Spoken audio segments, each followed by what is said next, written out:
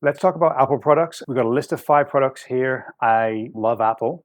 I wouldn't say I'm an Apple fanboy, but I've got a lot of their products, whole ecosystem, which is obviously what they're like, and the fact of how everything integrates together is great. So here's my list from 5 to 1. So number 5 is a MacBook Pro. I have the M1 version. Obviously, there's M2 and soon to be M3. And I've just used it so much more than I thought I ever would. When I first got that, it was really just to have a great, powerful laptop, and I got certain specifications on there. But really, you can pick any of the lineup that Apple are putting out with their MacBook Airs, their MacBook Pros, their MacBooks. You can pick any of them, and they're going to do, for most people, for 95% of people, they're going to do everything they ever need. And if it's just a portable device to browse the internet, well, great, you got that. For me, it was I wanted a bit more oomph under the bonnet and under the bonnet in the engine.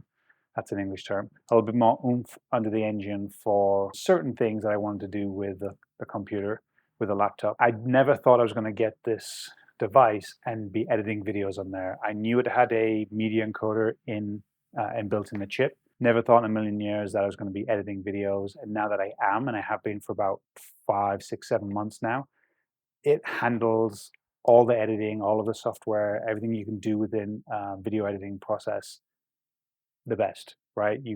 Everything is seamless, everything is just incredible. And then added to that, the integration between, say, my phone and that. If I want to copy and paste something, I can literally hit copy on my phone, paste it on my computer, not like sending it or anything like that. You just copy one, paste on the other, and it's there.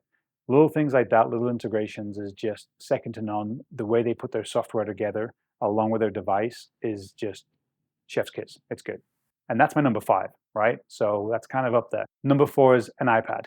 iPads have just become this whole entity unto themselves, and Apple have just dominated in that area because of just what they've done, how they've done it, and the beautiful devices they've created in it. Basically a big iPhone, which is what it initially looked like, and then now it's just its own breed of product. We've had a number of iPads over the years. We've now got the first generation iPad Pro, and it really just does so many things. And I sometimes forget how good it is.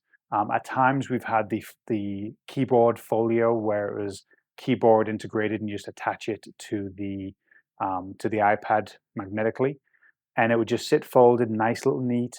And I really didn't use it all that much. We've taken it out of that now, and we put it in a case with a magnetic back, so we have it in our fridge, and it's more in our lives now. And if we need to look up something while we're cooking or whatever, it's just there, and we can quickly use it. And there's so many use scenarios. And when I take it out of the case, it's kind of same thing with your phone. You just forget how beautiful, how nicely designed that iPad is. Any of the iPads, but really the iPad Pro, which we have, you just get it out. It's all nice and sleek. And again, another chef's kiss for design there. But iPads are just a very cool way of utilizing technology.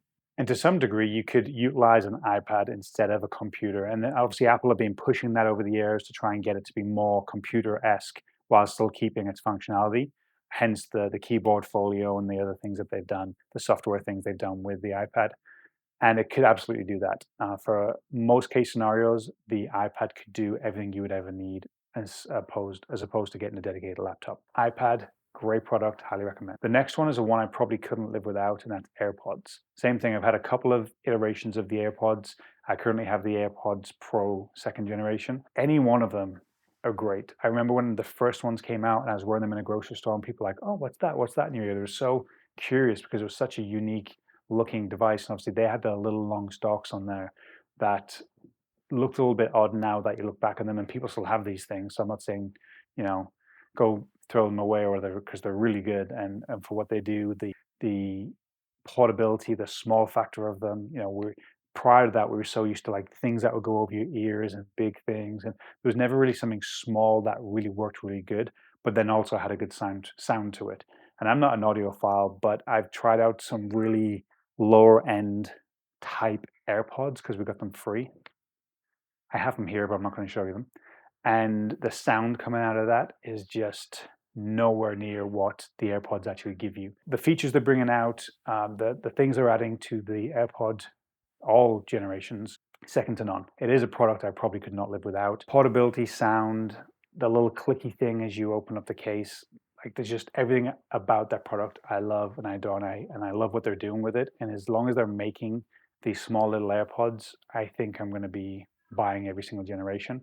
And for me, on a day-to-day basis, what I do with my job, I have them in a lot of the day, or at least a good chunk of the day, and they're comfortable for me. I know for some people they may not be, but they're doing their best, Apple, with the different tips you can get, the sound test you can do. They're really going out of their way to make sure that these things fit everyone's ears. The first, second generation, obviously they were hard, so they weren't, spongy tip going in your ear. They were very specific size, and if they didn't fit, they didn't fit. So now I hope that more people can utilize this product because, again, the number 3 on my list, but I use them every day and I love them. So there you go. Number 2 and number 1 is something I have with me every single day, no matter what. First one is my Apple Watch. I have the Ultra. I cannot live without an Apple Watch. It's weird. I've tried. I've taken it off for a day or two. It's just a weird feeling. Once you put it on your wrist and you start using it, for me, it was just something I couldn't stop doing. The tracking, the convenience of text messages, the answering phone calls on the fly, and little things like that that just integrate into your life, that enhance it. Now, I thought when I first got it, the first generation Apple Watch, that I was going to be kind of like, I was going to be in it the whole time, kind of like you're on your phone. If you think of your phone, you're here, you're in it, and you're immersed. I thought the same thing about my Apple Watch. I thought I'm going to be, I don't know, playing games on it, and I'm going to be doing this, and I'm going to be doing that. And really, I never was. I was never really deeply in the watch. It was just a case of almost like an accessory to your phone. It's like, okay, you get a text message. Okay, so and so, do I want to reply on the watch? Do I want to pick up my phone and reply on my phone? I have an option. But notifications, Siri on your wrist, second to none. It just makes life so much easier. I'm at work, I'm doing this, that, and the other, and it's like, hey S, send my wife a text. Little things like that. The tracking, the fitness stuff, I love. I love seeing if I've closed my rings for the day. I love to see my workouts, my heart rate, how intense the workout was, how long it was for, all these different things. I just love, and the fact that it's on a calendar and you can go to like 2 years ago, see what your workout was, what your heart rate was, and compare it to what it is now. They've just done a really good job. There's obviously certain areas for improvement. I think it's the most personal device of Apple. So what I mean by that is, if you look at my watch, I picked this watch specifically because I like the new design. I like the accents, the new things that this thing can do, and it's big, bulky, and the biggest screen they've done. And then the band, right? The band is personal to me. I picked it for a reason.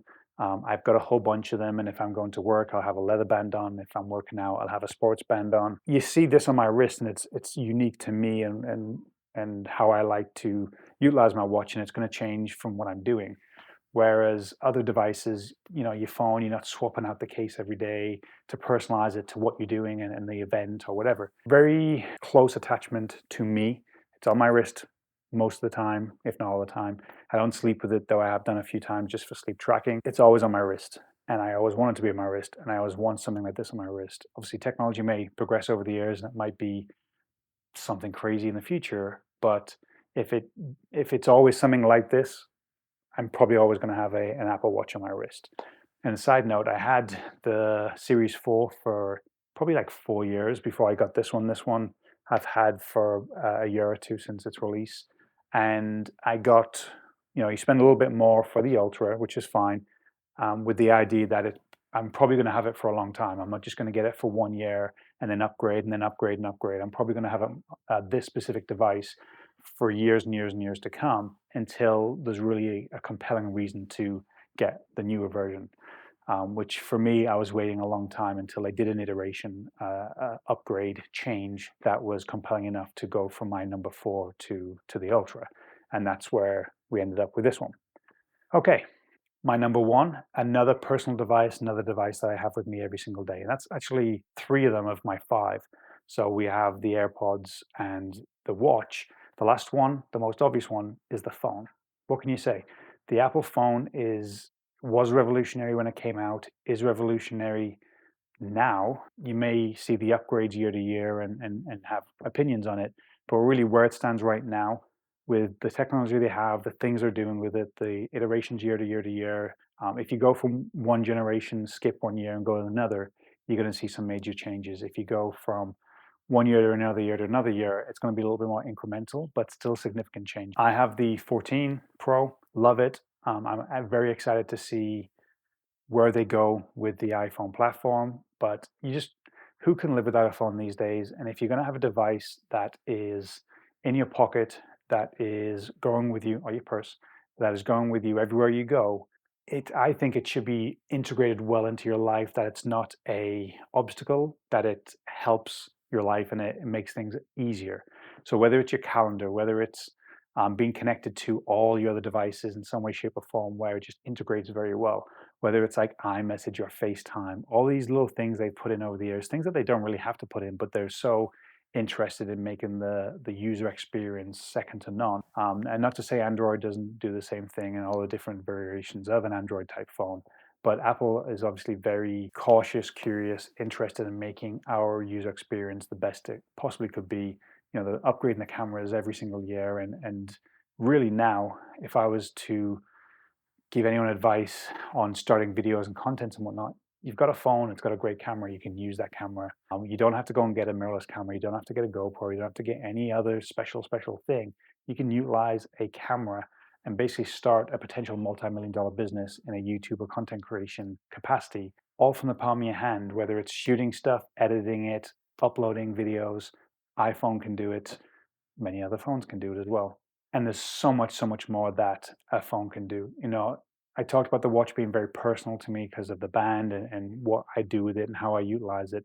Same thing with a phone. My phone looks nothing like my wife's, looks nothing like my colleagues at work. It's unique to me what I have on there, the things I do in there, and the idea of it kind of being like a time capsule, like all my photos are on there. So if when I'm old and 100 years old and something happens to me, you could go in my phone, you could unlock it, my kids are going to have my password or whatever, and all my pictures are in there, all my messages in there. It's going to be a very special and personalized little time capsule almost of your life and of your existence. And obviously how Apple does that with the iCloud.